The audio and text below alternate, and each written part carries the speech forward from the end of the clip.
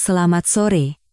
Sudah cukup lama saya hanya menjadi pembaca pasif di forum ini, tidak pernah membayangkan akan tiba hari di mana saya perlu menceritakan kisah seperti ini. Tapi hidup memang seringkali tak terduga, dan selama beberapa bulan terakhir, saya memikul beban yang sangat berat ini. Sekarang, saya rasa sudah waktunya untuk melepaskannya. Perlu saya tegaskan, saya bukanlah tipe orang yang gegabah mengambil kesimpulan atau berasumsi yang terburuk. Istri saya sebut saja namanya Citra dan saya telah berpacaran selama 6 tahun dan menikah selama 4 tahun. Hubungan kami sangat kokoh, atau setidaknya, itulah yang saya yakini. Seperti pasangan lainnya, kami juga sesekali bertengkar karena hal-hal sepele, tetapi tidak pernah ada masalah yang membuat saya berpikir, wah, ini benar-benar gawat. Faktanya, hampir sepanjang hubungan kami adalah pasangan yang selalu membuat iri orang-orang di sekitar kami. Kami sering tertawa karena lelucon yang hanya kami berdua pahami, berdebat berjam-jam hanya untuk memutuskan film apa yang akan ditonton, semuanya terasa begitu alami dan pas. Dia sering merencanakan kencan dengan sangat teliti, dan saya sering memesankannya martabak manis kesukaannya melalui aplikasi ojek online setiap kali dia mengalami hari yang berat.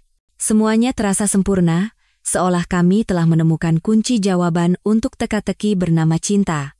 Itulah sebabnya, apa yang terjadi selanjutnya terasa seperti hantaman batu bata besar di kepala saya. Awal perubahan. Sekitar 6 bulan yang lalu, keadaan mulai berubah. Awalnya hanya hal-hal kecil, yang mudah terlewatkan jika tidak diperhatikan. Dia mulai membawa ponselnya kemana-mana, bahkan saat ke dapur atau ke ruang cuci. Dulu, ponselnya bisa tergeletak berjam-jam di meja ruang tamu, dan dia tidak peduli siapapun yang memegangnya. Suatu hari, saya bertanya sambil bercanda, "Kamu lagi jadi agen rahasia, ya?" Dia tertawa dan menjawab, "Bukan, email dari kantor lagi banyak banget." Saya pun memakluminya. Namun, beberapa hari kemudian, dia memasang kata sandi di ponselnya. Itu membuat saya terkejut karena sebelumnya dia tidak pernah menggunakannya. Ketika saya bertanya alasannya, dia memberikan jawaban yang tidak jelas tentang keamanan dan peretas. Saya tidak ingin terlihat berlebihan, jadi saya tidak bertanya lebih jauh, tetapi firasat saya mulai merasa tidak enak. Dan tidak berhenti di situ. Dia mulai menerima telepon di luar ruangan, sesuatu yang tidak pernah dia lakukan sebelumnya. Caranya pun sangat kentara. Begitu ponselnya berdering, dia akan berkata, "Sebentar ya, aku angkat telepon ini dulu," lalu menghilang ke kamar tidur atau balkon. Setiap kali saya bertanya siapa yang menelepon, jawabannya selalu sama, "Oh, cuma teman kantor." Lalu saya menemukan kebiasaan barunya, meletakkan ponsel dengan layar menghadap ke bawah. Saya bahkan tidak menyadarinya sampai suatu hari, ketika saya mengulurkan tangan untuk memberikan sesuatu padanya, dia buru-buru menarik ponselnya. Gerakannya sangat cepat, hanya sepersekian detik, tetapi kejadian itu terus membekas di benak saya. Jarak yang semakin terasa. Masalahnya bukan hanya soal ponsel. Dirinya sendiri mulai terasa jauh. Percakapan yang dulu mengalir lancar kini terasa dipaksakan. Setiap kali saya membahas rencana masa depan, seperti, ulang tahun pernikahan kita nanti mau kemana? Atau kita harus mulai menabung untuk beli mobil baru, nih, dia hanya akan mengangguk dan berkata, "Ya, nanti kita lihat saja," lalu cepat-cepat mengalihkan pembicaraan. Semua kejanggalan ini mencapai puncaknya pada suatu hari Rabu yang biasa. Dia bilang akan pergi ke kafe dengan seorang teman setelah pulang kerja. Itu hal yang biasa, jadi saya tidak curiga. Kebetulan, saya ada urusan di dekat area itu dan berpikir akan menyenangkan jika saya muncul untuk memberinya kejutan. Tetapi ketika saya tiba, dia tidak sedang bersama temannya, dia berdiri di luar kafe, berbicara di telepon dengan nada yang terdengar sangat serius. Saya tetap di dalam mobil. Saya tidak bermaksud menguping, tetapi saya bisa mendengar beberapa potong kalimatnya, seperti, "Semuanya hampir siap. Sebentar lagi aku akan memulai hidup baru." Seketika jantung saya serasa anjlok. Saya tidak tahu persis apa yang dia bicarakan, tetapi itu tidak terdengar seperti masalah pekerjaan atau konflik dengan teman. Terdengar jauh lebih besar, seperti sesuatu yang telah dia rencanakan sejak lama. Ketika dia pulang, saya berpura-pura tidak terjadi apa-apa dan bertanya bagaimana acara ngopinya. Dia bercerita panjang lebar tentang temannya yang mengeluhkan pacarnya. Kebohongan yang begitu lancar membuat saya hanya bisa menatapnya dengan hampa sejenak. Beberapa hari kemudian, saat sedang melihat ponselnya di dapur, dia tiba-tiba berkata, "Bagaimana kalau kita rapikan semua aset kita di satu tempat?" "Maksudmu?" tanya saya. Dia mengangkat bahu. "Ya, info rekening bank kita," kata Sandi, "dokumen-dokumen penting. Kayaknya lebih baik kalau semuanya dikumpulkan di satu tempat. Buat jaga-jaga kalau ada keadaan darurat." Saya tidak tahu harus berkata apa. Ini adalah topik yang belum pernah kami diskusikan, dan mengingat semua hal lain yang saya saksikan, waktunya terasa sangat aneh. "Keadaan darurat apa?" tanya saya, berusaha terdengar sesantai mungkin. Dia kembali mengangkat bahu. "Cuma antisipasi cerdas saja. Siapa tahu salah satu dari kita kenapa-kenapa, atau tiba-tiba harus membuat keputusan finansial besar."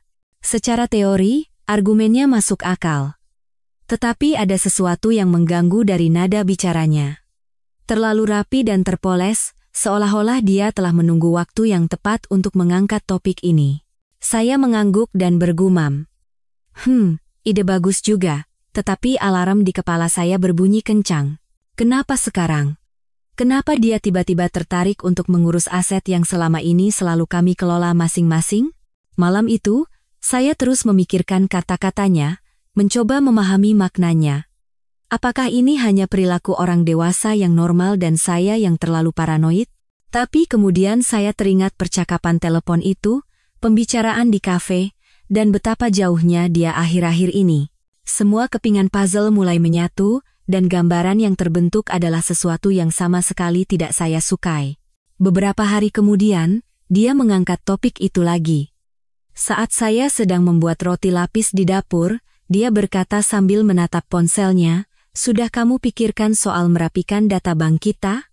Kamu tahu kan semua detail rekening kita ada di mana?" Saya meletakkan pisau dan menoleh padanya. "Jujur saja, ada apa sebenarnya?" Saya mencoba menjaga suara saya tetap ringan tetapi tegas.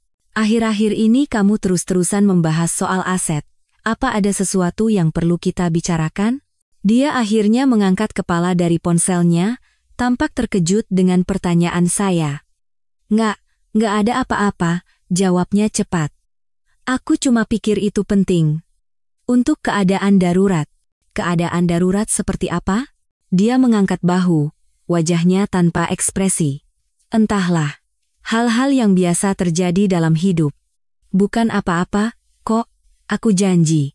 Aku cuma pikir ini sesuatu yang harus kita siapkan dari sekarang." Jawabannya terlalu samar.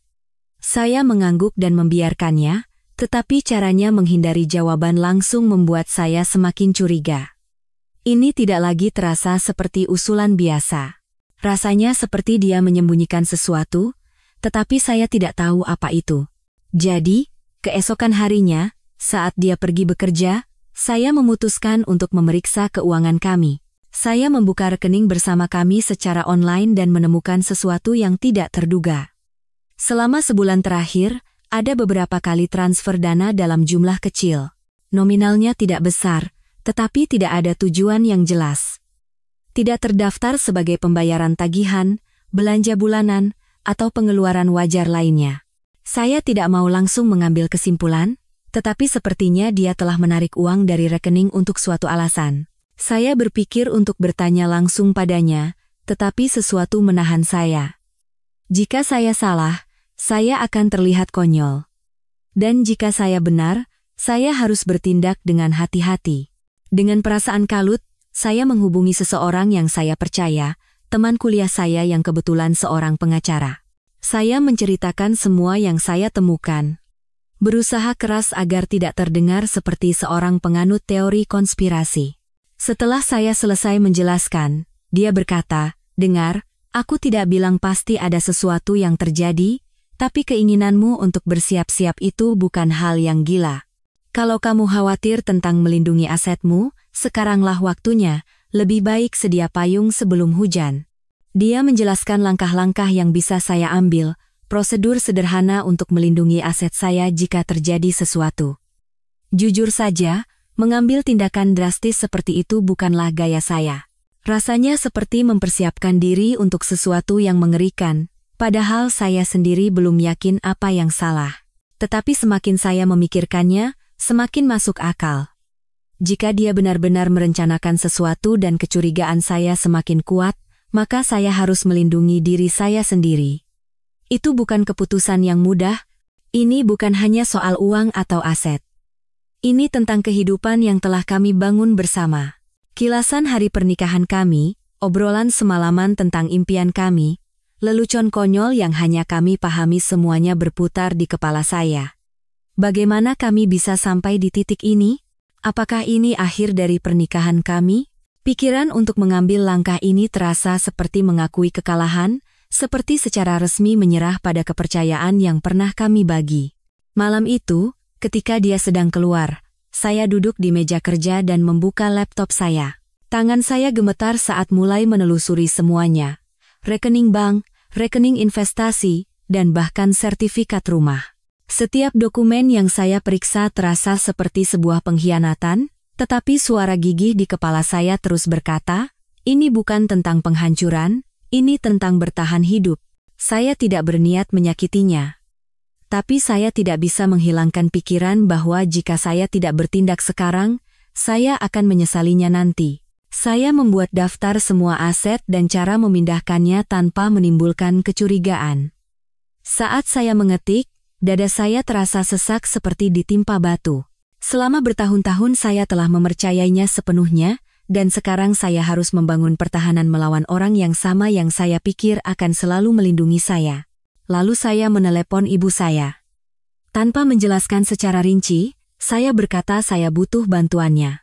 Bu, sepertinya aku butuh bantuan ibu untuk menyimpan beberapa aset atas namaku untuk sementara waktu. Ini bukan hal buruk kok, hanya sesuatu yang harus aku lakukan untuk melindungi diriku, untuk jaga-jaga. Ibu terdiam sejenak, mungkin mencoba membaca di antara baris-baris kalimat saya. Kamu tidak apa-apa, nak? Suaranya penuh kekhawatiran. Iya, Bu, saya berbohong. Ini hanya tindakan pencegahan. Ibu tidak perlu khawatir. Ibu tidak bertanya lebih jauh, meskipun saya bisa merasakan keraguan dalam suaranya saat menjawab, tentu saja, nak, apapun yang kamu butuhkan. Saya menutup telepon dengan perasaan campur aduk antara lega dan bersalah.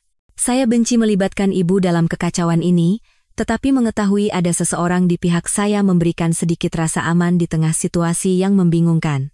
Ketika Citra pulang, saya sudah memulai prosesnya. Sebagian besar aset saya uang tunai, investasi, bahkan rumah telah saya pindahkan ke atas nama ibu saya. Saya hanya menyisakan cukup uang di rekening bersama agar terlihat normal, sementara sisanya sudah diamankan. Dia tidak curiga sama sekali. Dia masuk, mencium pipi saya, dan bertanya apakah saya ingin menonton film. Dari luar saya terlihat baik-baik saja, tetapi di dalam, saya merasa seperti kapal karam. Di satu sisi, saya merasa ужасно karena mengkhianati kepercayaannya. Di sisi lain, saya merasa lega karena akhirnya bisa mengendalikan situasi yang terasa di luar kendali saya. Selama 3 hari berikutnya, saya berusaha menjaga rutinitas seperti biasa.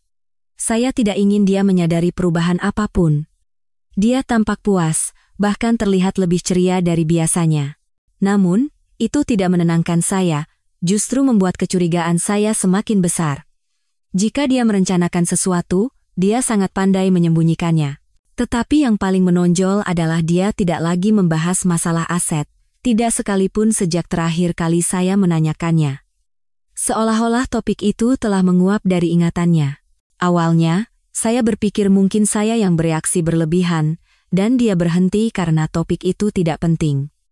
Tetapi semakin saya pikirkan, saya sadar dia sedang menghindarinya. Seolah-olah dia takut mengangkat topik itu lagi setelah saya menekannya. Beberapa kali saya memergokinya menatap saya, seolah sedang mengukur suasana hati saya, atau mempertimbangkan apakah akan mengatakan sesuatu. Setiap kali saya menyadarinya, dia akan cepat-cepat mengalihkan pandangannya kembali ke apapun yang sedang dilakukannya ponselnya, TV, atau buku. Itu sangat halus, tetapi jelas ada. Seolah-olah dia menunggu saya untuk mengangkat topik itu lagi, dan dia sendiri tidak ingin memaksakannya. Keheningan itu hanya membuat saya semakin gelisah. Dia bukan tipe orang yang mudah menyerah pada sesuatu yang dia anggap penting, dan caranya tiba-tiba menghindarinya terasa disengaja. Jika dia sedang menguji air, dia memutuskan untuk tidak masuk.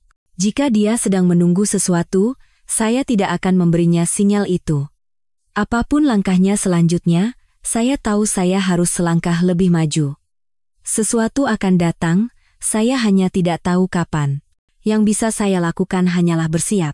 Malam itu, saya memastikan semuanya sudah beres. Saya memeriksa kembali dokumen-dokumen, memastikan setiap detail transfer aset ke nama ibu saya sudah benar. Rumah, tabungan, investasi semuanya sekarang terikat dalam sebuah wali amanat yang sah secara hukum atas namanya dan tidak dapat diganggu-gugat. Saya bahkan menelepon ibu untuk memastikan beliau memegang semua dokumen yang diperlukan. 2 minggu berlalu, dan semuanya tampak normal. Terlalu normal, jujur saja. Dia bersikap lebih manis, bahkan mulai sering bercerita tentang hal-hal yang tidak penting seperti pekerjaannya atau apa yang harus kami makan untuk makan malam. Ini membuat saya bingung, karena selama berbulan-bulan dia bersikap dingin dan menghindari percakapan apapun selain yang dangkal. Di satu sisi, saya mulai ragu, mungkin selama ini saya yang paranoid. Mungkin perilaku anehnya hanyalah karena stres atau sesuatu yang tidak saya pahami. Tapi kemudian, pada suatu Jumat malam, dia meminta saya duduk di sofa, mematikan televisi, dan berkata, "Kita perlu bicara." Seketika perut saya melilit. Saya sudah tahu apa yang akan dia katakan, kurasa sebaiknya kita bercerai. Suaranya begitu tenang, seolah-olah itu adalah dialog yang sudah dihafal. Tidak ada amarah atau emosi. Dingin, seperti seseorang yang memberitahu bahwa susu di kulkas sudah habis. Saya menatapnya, tidak tahu harus bereaksi bagaimana. Dia menjelaskan alasannya, mengatakan dia butuh ruang, ingin menemukan jati dirinya, dan merasa kehilangan identitas dalam pernikahan. Klise-klise perpisahan yang khas dan tidak menjelaskan apapun. Tetapi kemudian, dia mengatakan sesuatu dengan nuansa yang berbeda. "Kamu tahu berapa banyak pengorbanan yang sudah aku lakukan untukmu selama beberapa tahun ini, dan sepertinya kamu tidak pernah menghargainya. Aku berhak mendapatkan yang lebih baik." Bagian terakhir itu yang paling menusuk. Bukan hanya dia ingin pergi, tetapi dia membingkainya seolah-olah saya berutang padanya, seolah-olah semuanya adalah kesalahan saya dan dia hanya menuntut apa yang menjadi haknya. Saat saya duduk di sana, mencoba mencerna kata-katanya, sebuah pertanyaan baru muncul, kenapa sekarang? Lalu dia mengatakan sesuatu yang membuat semuanya masuk akal. Ada seorang teman yang membantuku melihat situasi ini dengan lebih jelas. Dia melanjutkan tanpa menatap saya. "Teman, saya membiarkannya bicara, tetapi pikiran saya berpacu." "Teman yang mana? Mengapa mereka begitu terlibat dalam pernikahan saya?" Caranya berbicara tidak wajar. Seolah-olah seseorang telah membisikinya, meyakinkannya bahwa meninggalkan saya bukan sekadar pilihan, melainkan strategi yang harus dia jalankan. Dan semakin dia berbicara tentang bagaimana dia berhak mendapatkan lebih karena pengorbanannya, semakin skeptis saya. Pengorbanan? Pengorbanan apa? Dia bahagia bersama saya, atau setidaknya begitulah yang selalu dia katakan. Saya bekerja keras untuk memberinya kehidupan yang dia inginkan, dan itu bukan hanya soal uang. Ketika dia ingin pindah agar lebih dekat dengan kantornya, saya setuju, meskipun itu berarti perjalanan saya menjadi lebih lama. Ketika dia ingin mengikuti retret yoga mahal tahun lalu, saya melepaskan liburan yang saya harapkan agar anggaran kami cukup. Saya mendukungnya ketika dia berganti karier 2 kali, mengatakan tidak apa-apa mengambil risiko karena saya ingin dia bahagia. Saya percaya menjadi suami yang baik berarti memprioritaskannya kapanpun memungkinkan. Dan saya bukanlah pasangan yang lalai atau dingin. Saya selalu ada untuknya, mengingat hari ulang tahunnya dan hal-hal kecil yang pernah dia sebutkan sambil lalu. Ketika dia merasa terjebak dalam rutinitas, saya yang mengusulkan malam kencan. Saya mendengarkannya mengeluh tentang pekerjaan, teman, dan keluarganya. Saya tidak selalu melakukannya dengan benar, tetapi saya berusaha. Itulah mengapa kalimat aku berhak mendapatkan yang lebih baik terasa begitu menyakitkan. Saya tidak akan membiarkannya begitu saja. Dia tidak marah karena apa yang saya lakukan atau tidak lakukan. Dia marah karena sesuatu dalam dirinya telah berubah, mungkin karena teman yang terus dia sebutkan, atau karena hal lain. Tapi wanita yang duduk di hadapan saya bukanlah wanita yang saya nikahi, dan saya tidak akan membiarkannya menulis ulang narasi pernikahan kami agar sesuai dengan cerita barunya. Saya tidak menekannya saat itu. Sebaliknya, saya mengangguk dan mengatakan hal-hal yang tidak berkomitmen seperti, kalau itu yang kamu rasakan, kurasa kita perlu mencari tahu langkah selanjutnya. Dia tampak terkejut karena saya tidak berdebat atau memohonnya untuk tetap tinggal, tapi saya tidak peduli. Fokus saya sudah beralih. Saya harus mencari tahu siapa atau apa yang menyebabkan perubahan perilakunya yang begitu tiba-tiba dan terencana. Dia tidak bangun begitu saja suatu hari dan memutuskan ingin pergi. Ini adalah bagian dari sesuatu yang lebih besar, dan saya tidak akan membiarkannya mengejutkan saya lagi. Setelah percakapan itu, dia pindah ke sebuah apartemen, dan pada hari Senin, saya menerima surat gugatan cerai. Biar saya jelaskan, mereka tidak hanya ingin mengakhiri hubungan. Mereka berencana mengambil semuanya, setengah dari rumah, tabungan saya, aset-aset saya, dan mobil. Dia menginginkan semuanya. Selain itu, ada klausul tunjangan yang tidak masuk akal mengingat gajinya yang tinggi, seolah-olah dia berharap bisa mengambil semua yang telah saya hasilkan dari saya. Awalnya saya pikir dia hanya menyimpan dendam, tetapi melihat betapa spesifik dan agresifnya tuntutannya, saya yakin ada seseorang yang membimbingnya melalui proses ini, jadi saya mulai menggali. Saya tidak bisa bertanya langsung padanya dengan siapa dia bicara, jadi saya harus cerdas. Saya mulai dari media sosialnya. Dia tidak memblokir saya, dan meskipun dia jarang memposting, saya menelusuri foto-foto di mana dia di-tag dan kolom komentar untuk mencari orang baru. Saat itulah saya menemukan polanya. Seorang pria bernama Rian berulang kali menyukai dan mengomentari postingannya. Tidak ada yang cabul, tetapi cukup untuk membuat saya berhenti. Saya mengklik profilnya, yang ternyata publik. Sekilas, dia tampak seperti seorang profesional pemasaran berusia 30-an, tetapi saat saya terus menggulir, saya menemukan sesuatu yang aneh. Dia memposting foto dari kafe yang sama tempat saya melihatnya beberapa minggu sebelumnya pada hari yang sama ketika saya mendengarnya membahas memulai hidup baru. Saat saya terus menggulir, perut saya terasa mual, ada tanda-tanda yang lebih halus, komentar kamu pasti bisa. Di salah satu fotonya, dan sebuah swafoto yang dia ambil di tempat yang sepertinya adalah apartemen barunya. Tidak ada yang menjadi bukti pasti, tetapi cukup untuk memperkuat kecurigaan saya. Saya tidak yakin apa yang harus dilakukan dengan informasi ini, tetapi saya tahu saya tidak bisa hanya duduk dan menunggu solusi datang dengan sendirinya. Kata-katanya tentang teman yang membantunya terus terngiang, dan saya ingin tahu siapa orang itu. Saya memutuskan untuk menghubungi salah satu kenalan kami bersama, Sari. Dia dan istri saya sudah berteman selama bertahun-tahun, jadi saya pikir dia mungkin tahu apa yang terjadi. Awalnya saya membuka percakapan dengan santai, bertanya apakah dia baru-baru ini berbicara dengan istri saya atau apakah ada yang aneh. Sari bereaksi cepat, mengatakan dia tidak tahu apa-apa tentang teman atau nasihat apapun. Ketika saya mengajukan beberapa pertanyaan lebih lanjut, dia menjadi defensif dan mengakhiri percakapan, mengatakan dia tidak bisa membantu. Seluruh interaksi terasa terburu-buru, seolah-olah dia mencoba menghindari keterlibatan. Tidak menyerah, saya menelepon teman lain, Dewi. Saya mengikuti pola yang sama, mengatakan saya hanya mencoba memahami situasi.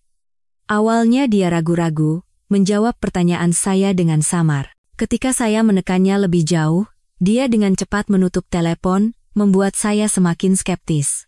Saya duduk dengan frustrasi, memikirkan langkah selanjutnya.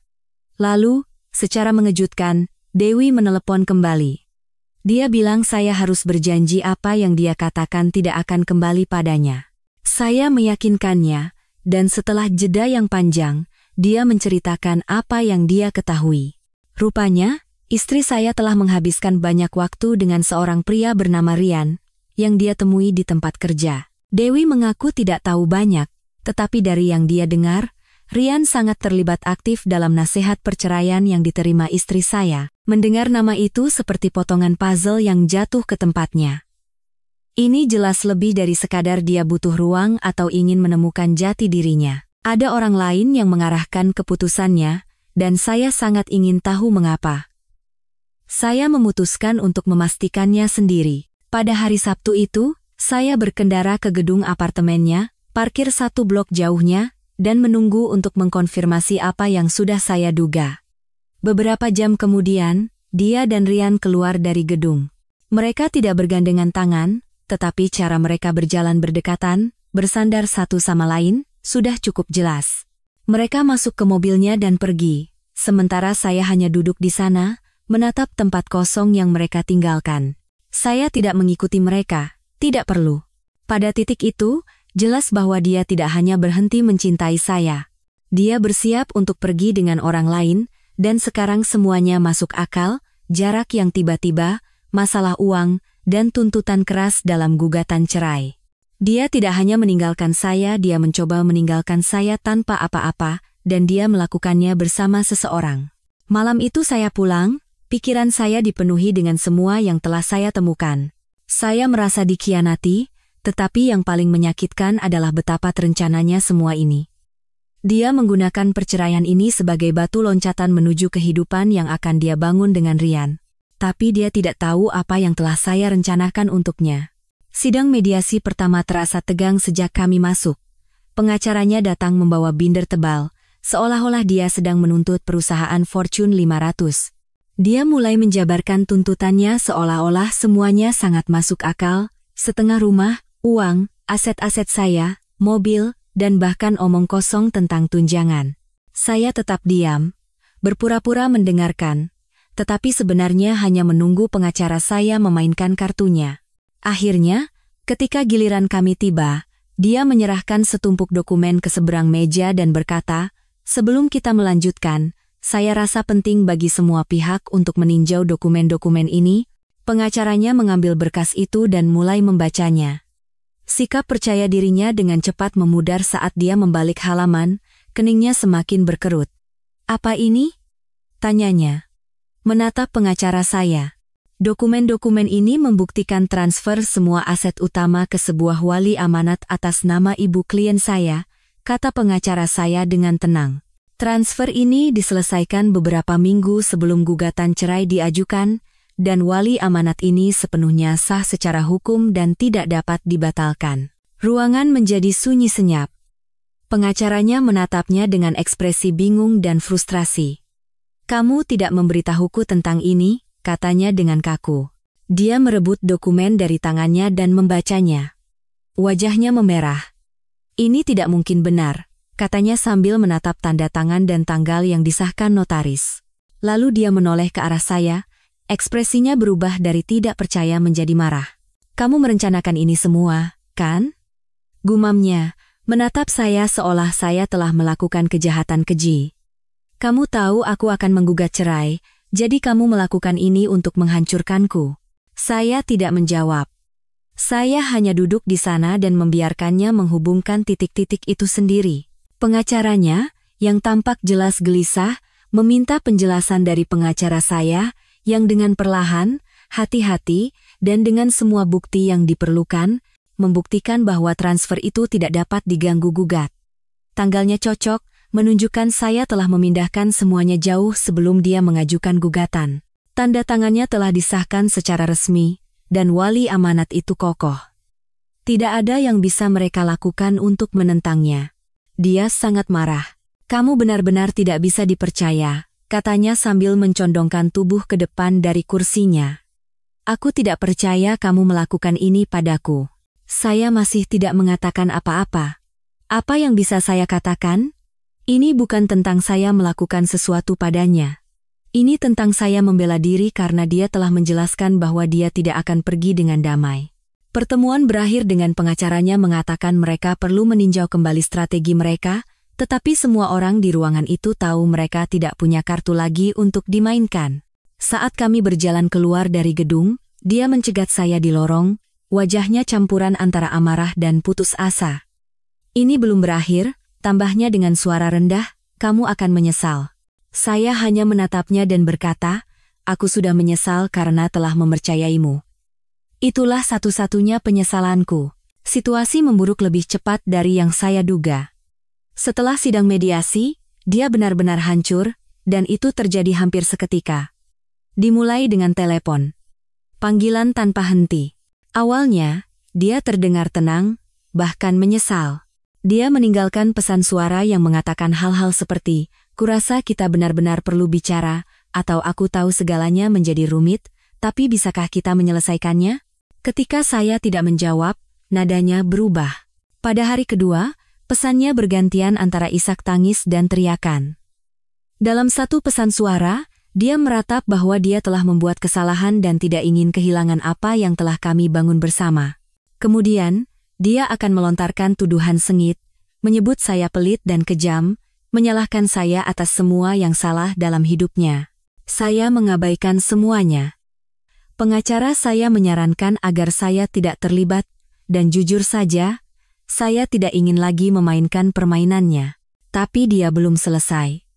Ketika telepon dan pesan tidak berhasil, dia mulai mengarang cerita. Teman-teman kami memberitahu saya bahwa dia berkeliling mengatakan bahwa semua ini adalah kebohongan, bahwa ini adalah bagian dari lelucon yang lebih besar sebuah prank. Maksud saya, siapa yang akan percaya itu? Lubang dalam ceritanya dengan cepat terlihat. Teman-teman mulai bertanya, kalau itu lelucon, kenapa kamu mengajukan dokumen hukum yang nyata? Atau kenapa kamu menyewa pengacara dan membuat tuntutan spesifik seperti itu jika kamu tidak serius? Ketika orang lain tidak langsung percaya alasan prank itu, dia semakin gencar. Dia mengatakan itu bukan lelucon, melainkan ujian untuk melihat seberapa kuat hubungan kami. Dia mulai melukiskan dirinya sebagai korban, mengklaim bahwa reaksi saya telah menyakiti dan mengkhianatinya, bahwa saya telah bertindak terlalu jauh dan merusak kepercayaan dalam pernikahan kami.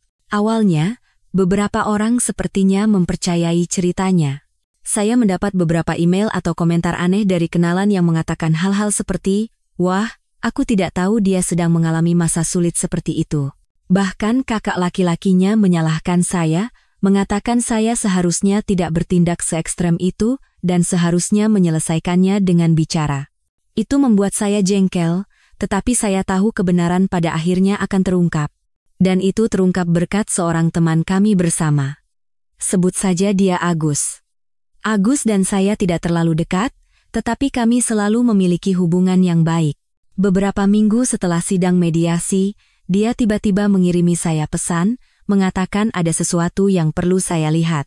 Ketika kami bertemu, dia mengeluarkan ponselnya dan menunjukkan kepada saya serangkaian pesan teks antara Citra dan Rian. Awalnya saya bingung. Bagaimana kamu bisa mendapatkan ini? Tanya saya sambil membaca pesan-pesan itu. Agus mengungkapkan bahwa dia dan Rian memiliki seorang teman yang sama, dan teman itu mendengar percakapan mereka. Rupanya, teman ini menjadi khawatir dengan cara situasi ini berkembang, terutama ketika Rian mulai membual tentang bagaimana dia membantu Citra mengamankan masa depannya. Tidak butuh waktu lama bagi teman itu untuk menyadari bahwa mengamankan masa depannya sebenarnya berarti mencoba menguras habis harta saya. Merasa tidak enak karena diam saja, teman itu mengambil tangkapan layar dari pesan-pesan teks tersebut dan mengirimkannya kepada Agus, percaya bahwa Agus memiliki hubungan yang lebih baik dengan saya dan bisa memperingatkan saya. Orang itu ternyata bermain di dua sisi, jawab Agus sambil menggelengkan kepala. Dia menghasut Citra untuk mengambil semua milikmu, membuatnya percaya bahwa dia akan ada untuknya setelah semuanya selesai. Agus menyerahkan pesan-pesan itu kepada saya. Aku pikir kamu perlu tahu. Kamu tidak pantas diperlakukan seperti ini, kawan. Isi pesannya mengerikan. Citra tidak hanya mengeluh kepada Rian tentang perceraian, dia secara aktif merencanakan langkah selanjutnya bersamanya, dan Rian membimbingnya. Salah satu pesannya berbunyi, begitu aku mendapatkan uang penyelesaian, kita akan punya semua yang kita butuhkan, dia hanya perlu menyetujui syarat-syaratnya. Rian menjawab, jangan pernah mundur. Buat dia merasa bersalah, jika perlu. Dia berutang padamu. Begitu kamu dapat uangnya, kita akan mulai hidup baru. Saya menatap ponsel Agus, mencoba mencerna apa yang saya baca. Ini bukan kesalahpahaman atau reaksi emosional terhadap pernikahan yang gagal.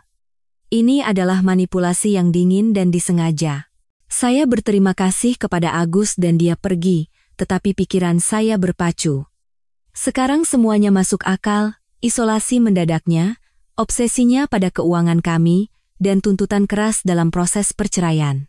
Semuanya adalah bagian dari rencana yang dia susun di belakang saya bersama Rian.